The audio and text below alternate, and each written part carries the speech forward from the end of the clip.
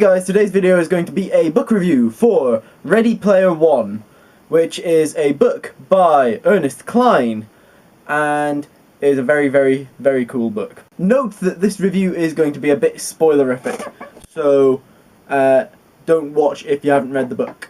So yeah, see you in the next video if you do have to skip over this one, or see you later when you have read the book and feel the need to re-watch this video. Ready Player One focuses largely on the story of Wade Watts, who is just finishing up high school in a dystopian world where everything has gone to shit. There's megacorps that are taking over everything if they can get it. There's nuclear wastelands and things. People, they're very poor, have gotten even poorer. The rich have gotten even richer, without meaning to be anything good at all. So, because of this, everyone uses this big, massive, open source gaming system called the OASIS to escape from reality into a virtual reality that is far more suited to everyone's needs, or anyone's needs, because it's much better. People can be anything they want, provided they're able to get enough leveling up and everything. And if you're not wanting to level up like that, there's still plenty of learning that you can do. There's still plenty of things that you can read and do and learn. It's a really immersive system. All of the OASIS, this virtual system, was created by the company of James Donovan Halliday, a billionaire who was massively geeky and did a lot of coding himself in this game. He was also weirdly nostalgic for the 80s, considering that they were actually some of the worst times of his life, according to the book. When James Halliday dies, 5 years before the beginning of the book, he instates a contest for his estate. Find 3 Easter eggs, like hidden secrets in the game of the OASIS, and do the challenges thereupon, and you will be given control of his company, his entire estate, his fortune, everything will be given to you. So naturally this gets a lot of people interested, including one of the the Megacorps, which does a lot of very underhanded things and wants to take control of the OASIS so it can monetize it and get even richer. By the time of the book, most of the search has died down for these Easter eggs, because they're nigh impossible to find.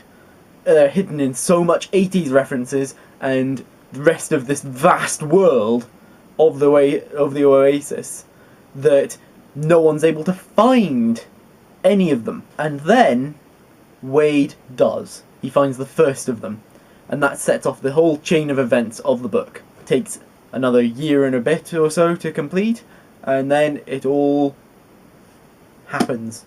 He finds romance, he finds adventuring, he meets up with friends, he has a great time in the entire book.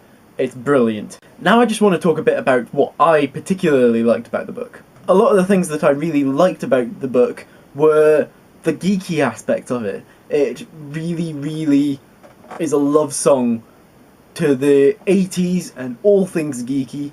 There's all sorts of references that some of them I didn't even get at first, because I'm mostly Western culture. There's a load from anime and things, which I'm only moderately versed in. There's so many references. I felt that Wade was a really interesting character. How he grew and changed over the course of it. How he went from being a bit of an immature Egypt at times to being still an immature Egypt, but also a bit more mature, a bit more ready to take responsibility for things, and just a whole lot of stuff that happens to his characterization. It's really cool. Another thing that I really liked was the body positivity that they had included in it. Wade starts out as being really podgy. He's a bit of a chubby person, and I felt that was the way that he was portrayed with that was really interesting, though he did end up getting quite trim towards the end. or seemed to be. Maybe that's just fault in my imagination, but I felt that that was really interesting.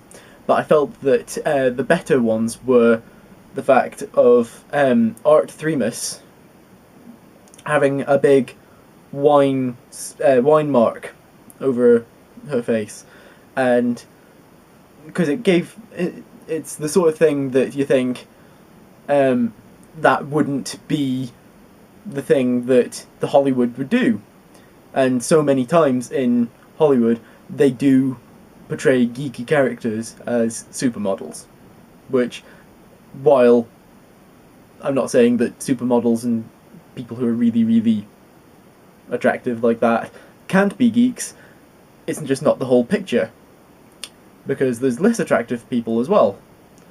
And I'm not putting this bit across well, really, am I?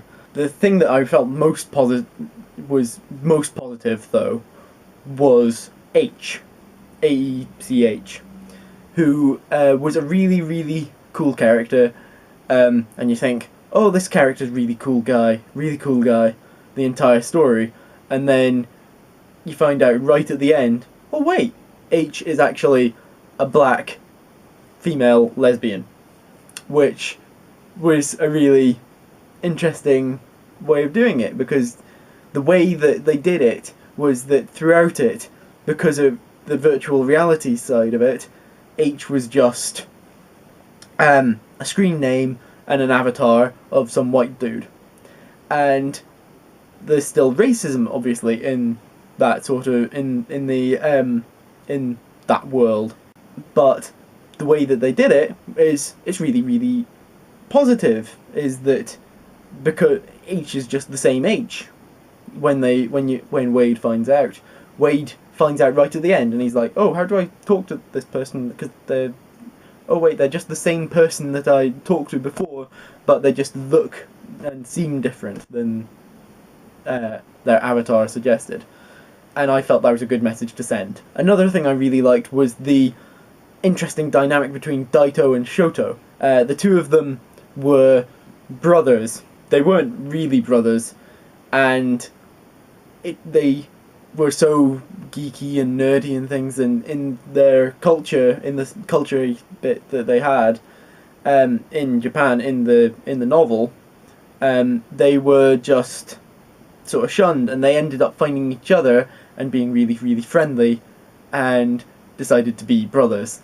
And I really liked that sort of dynamic, the way that they went together like that. Anyway, that's my review for Ready Player One by Ernest Cline.